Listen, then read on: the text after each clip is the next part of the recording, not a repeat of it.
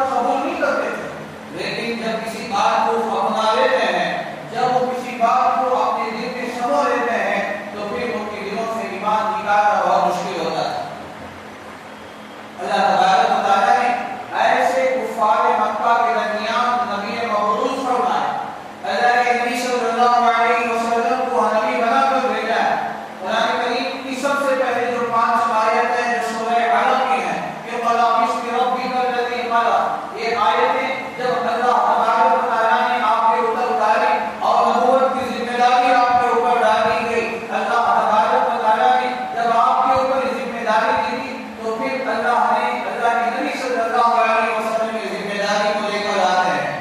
اب قرآن نے کہا یا ایھا المدثر قم فانذر وربک فکبر، اے چادر اوڑھنے والے آپ کھڑے ہو جائیں، آپ لوگوں کو ڈرائیں۔ تو اللہ کے نبی صلی اللہ علیہ وسلم نے اس کام کو شروع فرمایا۔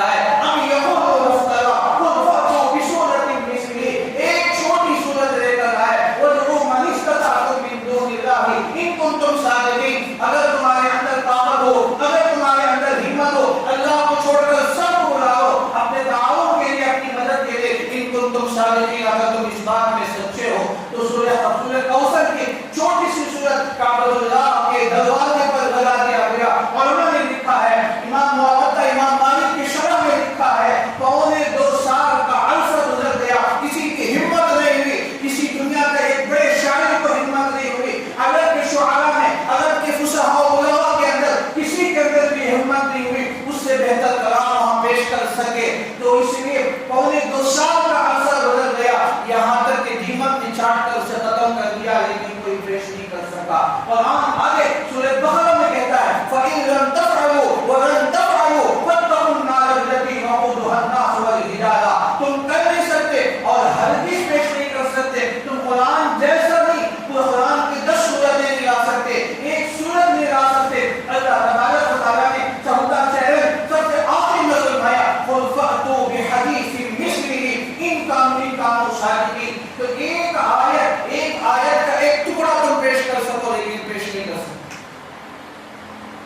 कुरान करीम ने उनसे चैलेंज फरमाया, ये तालीम नबवी है। तो अल्लाह ने आपको जो इल्म अता फरमाया, अल्लाह ने आपको जो कुरान और वही अता की है, वही के जरिए से नुज़ूल कुरान होता था। ये सबसे बड़ा हथियार था अल्लाह ने नबी सल्लल्लाहु अलैहि वसल्लम के लिए, आपकी कामयाबी के लिए। अल्लाह तआला ने आपको इल्म नबवी अता फरमाया, अल्लाह ने आपको वही अता की, कुरान अता किया। दूसरी तरफ आपको अल्लाह ताला ने आपको अखलाक से नवाजा था। तो अल्लाह ताला ने इनके दो हथियार के जरिए से अल्लाह ताला ने अरब के अंदर, मक्के की सरजमीन के अंदर ईमान फैलाया गया।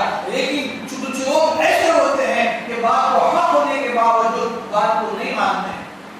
जब इस किस्म के आयतें उतरती थी, जब कुरान करीम की आयतें उतरते तो कहते कि मा हाज़ा इल्ला कौलुल बशर, ये किसी इंसान का कलाम हो नहीं सकता, ये किसी इंसान और बशर का कलाम नहीं हो सकता।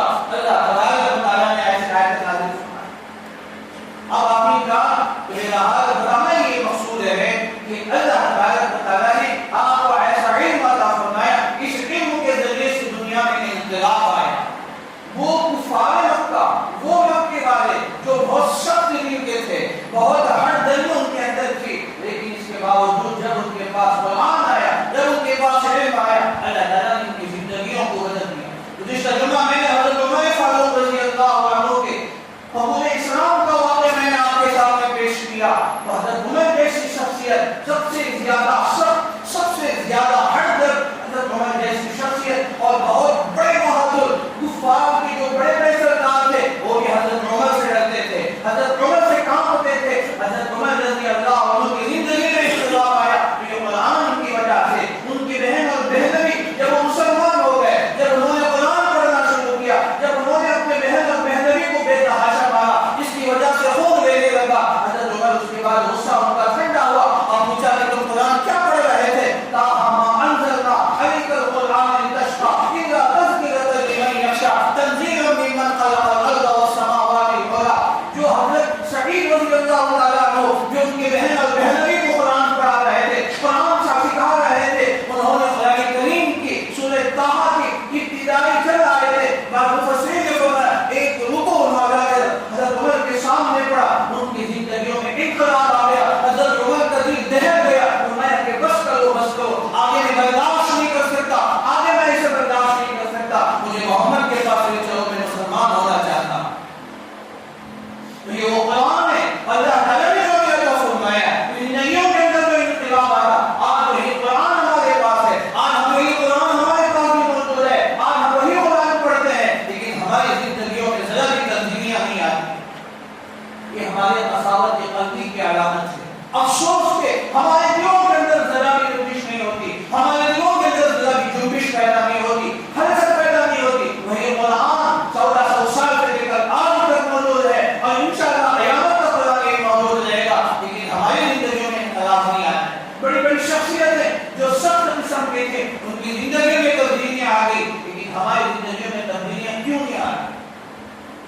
तो इसलिए ये लम्हा फिक्र लिया है। तो हम सोचे कि हमारे दिल सख्त नहीं हो गए, सुम्मा क़सत क़ुलूबुकुम मिन बअदि ज़ालिका फ़हिय कल-हिजारति औ अशद्दु क़स्वा। अल्लाह फरमाते हैं सूरह बकरा में कि दिल तुम्हारे दिल सख्त हो गए, पत्थर की तरह या पत्थर से भी ज्यादा।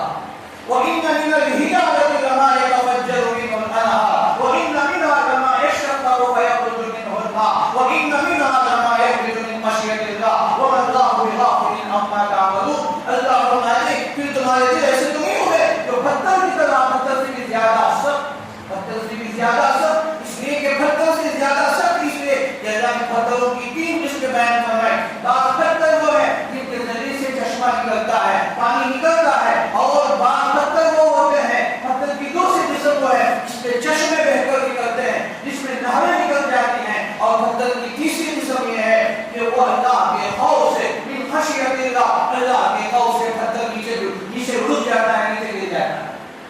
لیکن ہمارے لوگوں کے اندر وہ انقلاب کیوں نہیں آتا؟ ہماری زندگیوں میں تبدیلیاں کیوں نہیں آ رہی؟ تو اسے ہم اپنے آپ پر غور کریں، اپنے آپ کو ہم اللہ کے سامنے گر گرائیں. اللہ ہمارے دل پتھر کی طرح سخت تو نہیں ہو گئے جو تم نے کافرین کے بارے میں فرمایا، تم نے کفار کے بارے میں آیات نازل کی ہے، لیکن ہمارے دل سے زیادہ سخت تو نہیں ہو گئے.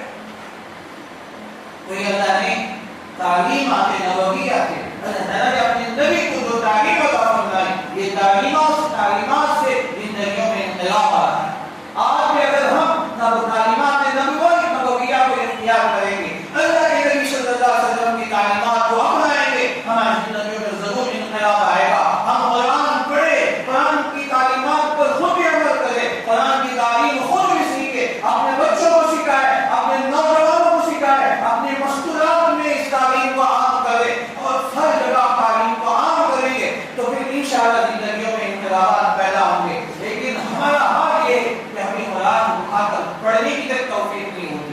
جہاں قرآن کا درس ہوتا ہے، جہاں احادیث کے درس ہوتے ہیں، ہمارے اس شہر کے اندر کتنے مساجد ایسے جہاں ہفتے میں ایک مرتبہ قرآن کا درس ہوتا ہے، درس قرآن ہوتا ہے. آپ اس کا جائزہ لے کر دیکھیں کہ اس میں بیٹھنے والے، اس میں شریک ہونے والے کتنے ہوتے ہیں؟ 25 30 40 سے زیادہ نہیں ہوتے. زیادہ سے زیادہ اگر کام لگا دیا جائے تو 50 ہوتے ہیں، اس سے زیادہ نہیں ہوتے. اعلان ہوتا ہے کہ نماز کے بعد قرآن کریم کی تفسیر ہوگی، لیکن پورا بھرپا چھڑ جاتا ہے. ہمارا وقت گلیوں میں تو گزر جاتا ہے اور سڑکوں میں گزرتا ہے، لیکن قرآن میں نہیں.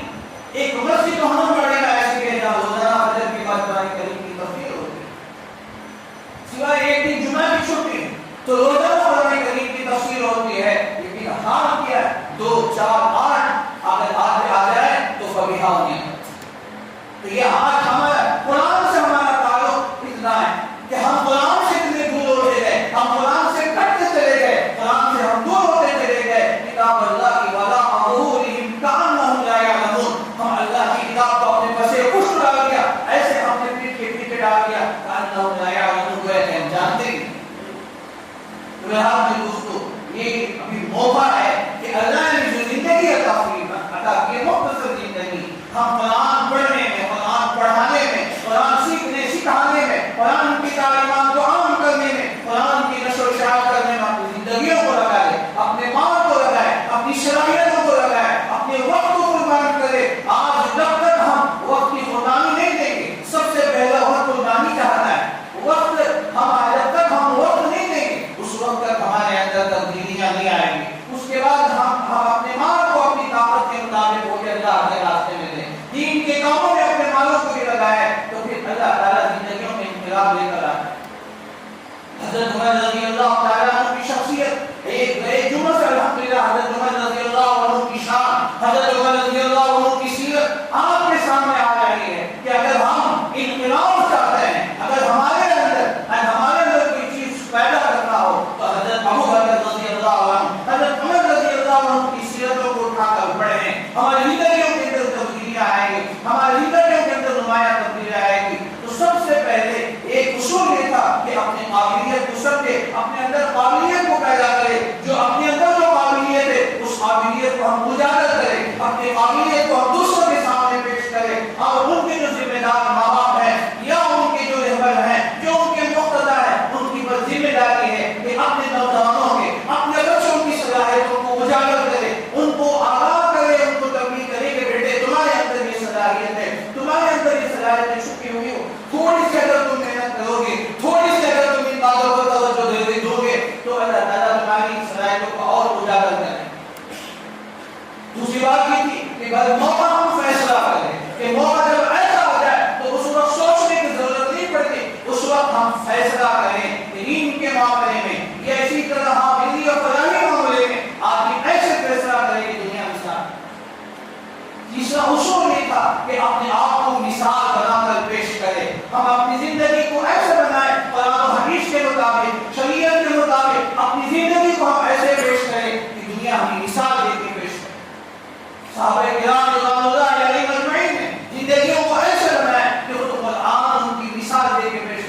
فَإِنْ آمَنُوا بِمِثْلِ مَا آمَنْتُمْ بِهِ، اگر تم ایمان لانا چاہتے ہو تو اسی طرح ایمان لاؤ جس طرح صحابہ ایمان لے کر. وَإِذَا قِيلَ لَهُمْ آمِنُوا كَمَا آمَنَ النَّاسُ، جب منافقین سے کہا جاتا تم ایمان لے آؤ، کما آمن الناس، کما آمن الناس صحابہ کرام ہے، جس طرح صحابہ ایمان لے آئے تم بھی اسی طرح کر ایمان لاؤ گے. وَإِذَا قِيلَ لَهُمْ آمِنُوا كَمَا آمَنَ النَّاسُ، تو آمن الناس سے صحابہ کرام ہے. تو قرآن صحابہ کی ایمان کی مثال پیش کر رہا. وَأَلْزَمَهُمْ كَلِمَةَ التَّقْوَىٰ، ان کے ایمان کا، ان کے تقوی کا اللہ تعالیٰ مثال دے کے فرماتے ہیں ان کا تقوی ان کی زندگیوں میں کیسے جذبہ ہو گیا. کلمۃ التقوی سے اللہ تعالیٰ تشبیہ دے کے فرماتے ہیں. تو اندازہ لگا ہے اللہ کے نبی صلی اللہ علیہ وسلم نے صحابہ کرام کی کیسی تربیت کی ہوگی، اللہ کے نبی صلی اللہ علیہ وسلم نے صحابہ کی زندگیوں کو کیسے چینج کیا، کیسے تبدیل کیا، قرآن کے ذریعے سے، تعلیمات نبویہ کے ذریعے سے، وحی الہیہ کے ذریعے سے اللہ کے نبی صلی اللہ علیہ وسلم نے صحابہ کی زندگیوں میں انقلاب پیدا کیا. وہ ایسے جاہد تھے، وہ ایسے سخت تھے، لیکن ان کی زندگیوں میں ایمان آیا. اب قرآن ان کے سامنے قرآن ان کی دلیل پیش کرتا. تو اس لیے تو ہم اپنی زندگی کو ایسے بنائیں، اپنی زندگی کو ایسے پیش کریں کہ لوگ ہمیں مثال دیں. حضرت عمر رضی اللہ تعالیٰ عنہ کا واقعہ کے واقعات ہیں، ان کے واقعات. ایک مرتبہ حضرت علی فرماتے ہیں، حضرت علی رضی اللہ عنہ حضرت عمر فاروق رضی اللہ عنہ کے پاس گئے. مغرب کے بعد کا وقت تھا. حضرت عمر کچھ کام کے اندر بیٹھے ہوئے تھے. حضرت علی اندر تشریف لائے، سلام کیا حضرت علی نے. حضرت عمر نے سلام کا جواب دیا تو فوراً حضرت عمر نے پوچھا کہ علی اس کام سے آئے ہو، کوئی میری کام سے یا اپنی ذاتی کام سے، ذاتی بات کرنا ہے کہ اپنا ذاتی مشورہ؟ تو حضرت علی نے فرمایا کہ ذاتی مشورہ کرنا. تو حضرت عمر نے جو چراغ وہاں جل رہا تھا اسے بجھا دیا، اسے دور کر دیا. حضرت علی حیران ہو گئے، پوچھا کہ امیر المومنین مہمان کے آنے سے چراغ کو روشن کیا جاتا ہے یا دور کیا جاتا ہے؟ تو حضرت عمر نے فرمایا کہ بات تو تمہاری صحیح کہ مہمان کے آنے سے گھر کو اجاگر کیا جاتا ہے، کمرے کو روشن کیا جاتا ہے، لیکن کہا کہ میں اب تک بیت المال کے کام سے میں یہاں بیٹھا ہوا ہوں، بیت المال کا کام کر رہا ہوں. اب جب تم آ گئے، اب میں نے تم سے میں نے وضاحت طلب کی کہ اپنے ذاتی کام کے لیے آئے ہو، تو میں مناسب نہیں سمجھا کہ ہم آپس میں ذاتی گفتگو کریں اور بیت المال کا چراغ جلے جس میں تیل بیت المال کا چل رہا. ایسی مثالیں ان کی حضرت عمر رضی اللہ عنہ جو فرقہ سیرت مصطفیٰ کہتے ہیں، سیرت النبی کہتے ہیں. ایک مرتبہ حضرت عمر رضی اللہ عنہ جمعہ کا دن ہے، جمعہ کا خطبہ کا وقت ہو چکا، حضرت عمر تاخیر سے تشریف لائے، صحابہ منتظر ہے. حضرت عمر رضی اللہ عنہ تاخیر کے ساتھ آئے اور آپ منبر پہ کھڑے ہو گئے. حضرت عمر رضی اللہ عنہ نے منبر پہ کھڑے ہو کر اپنی بات شروع کرنے سے پہلے اپنی تاخیر سے آنے کی وجہ بتائی.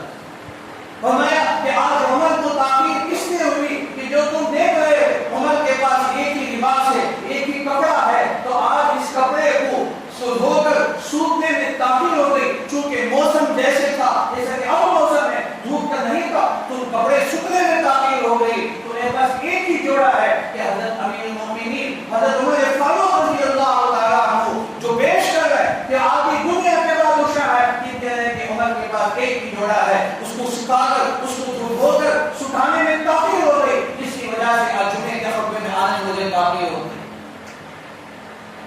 یہ تھی صحابہ کرام رضوان اللہ علیہم اجمعین. تو اپنے آپ کو ایسی نظیر پیش کریں، اپنے آپ کو اپنی آپ کو مثال پیش کریں کہ دنیا حیران ہو جائے.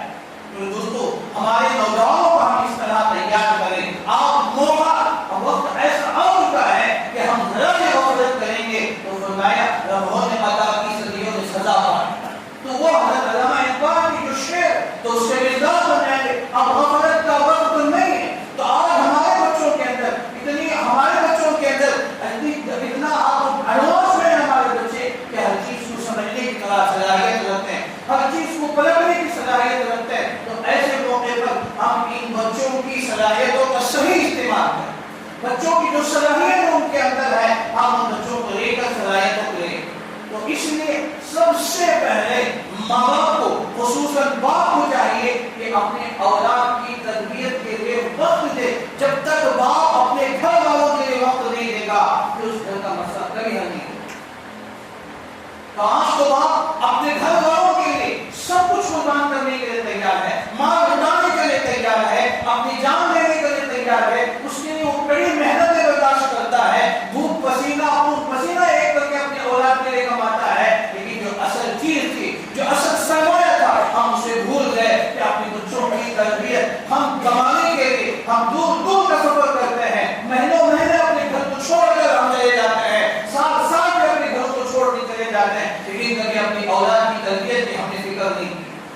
تو آج اس بات کی ضرورت ہے کہ ہمارے نوجوان، ہمارے بچے صبح سے شام تک اسکول جاتے ہیں، اسکول جا کر وہ کیا پڑھ رہے ہیں، کیا سیکھ رہے ہیں، کیا تعلیم حاصل کر، کم سے کم ہفتے میں ایک مرتبہ جائزہ لے. اگر آپ کے بچے کی اسکول کی چھٹی اتوار کو دن ہے، سنڈے ہے، تو آپ ایک دن بچے کو لے کر بیٹھے اور اس کے بچوں کی تعلیم کے بارے میں فکر کریں.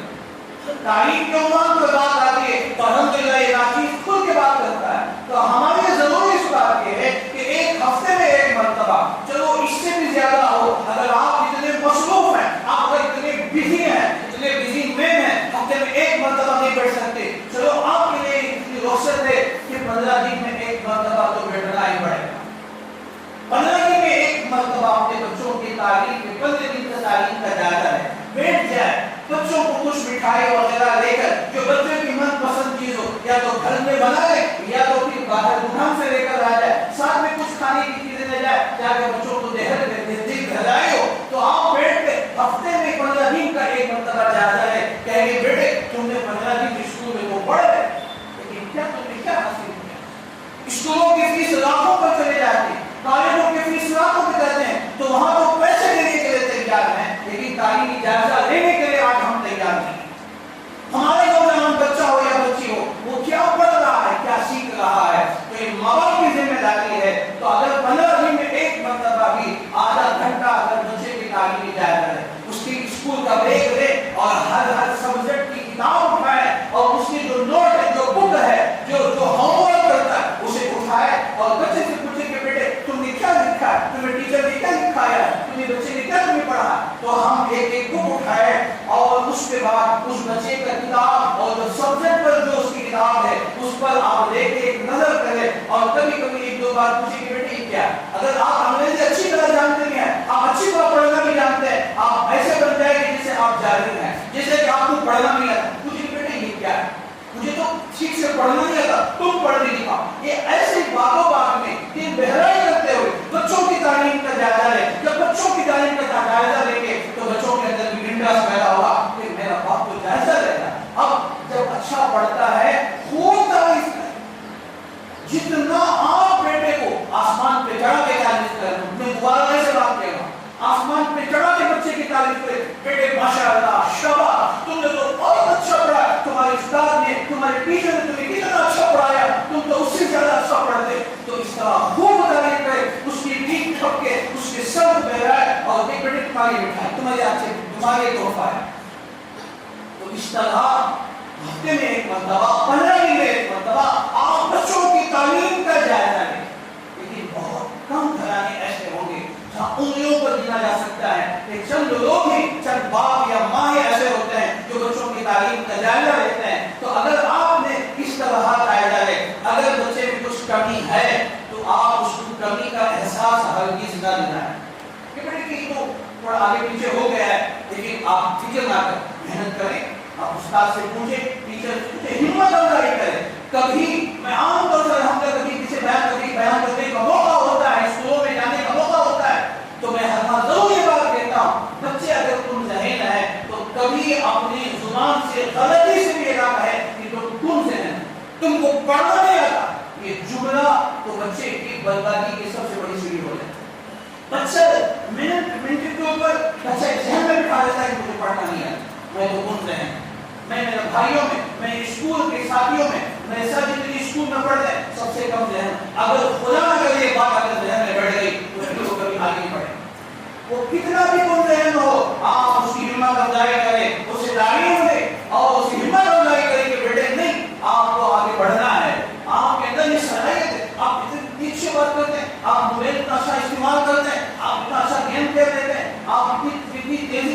फोन में ऑपरेट कर लेते हैं, ये सब कुछ करते हैं, तो आपको पढ़ने में क्या हर्ज है? तो ये बच्चों को इस तरह आगे बढ़ाने की फिक्र करें। मेरे दोस्तों वक्त तो हो रहा है, तो हम अगर बच्चों का इस तरह तालीमी जायजा लें और बच्चों को सीमेंट वगैरह मिठाई वगैरह दे दें और कहें कि बेटे अब तो ठीक है अल्हम्दुलिल्लाह, हम फिर 15 दिन के बाद, एक हफ्ते के बाद फिर हम देंगे। आप ऐसे इंप्रूव होते हैं, आप ऐसे तरक्की करते हैं, तो अगर बच्चों को अगर हमने इस तरह हफ्ता हफ्ता या 15 दिन में एक मरतबा अपने बच्चों को लेकर तालीमी जायजा लेते रहे, तो फिर इंशाअल्लाह बच्चे को फिक्र होगी, आइंदा 15 दिन के बाद फिर दोबारा मेरा बाप मुझे देखेगा, मेरा नोटबुक मेरा चेक करेगा और मेरा होमवर्क देखेगा, मेरी किताबों को चेक करेगा, तो बच्चे के अंदर भी एहसास पैदा होगा और वो तरक्की की तरफ आगे बढ़ेगा। अल्लाह ताला से दुआ कीजिए कि अल्लाह ताला हम तमाम को अपनी तालीमात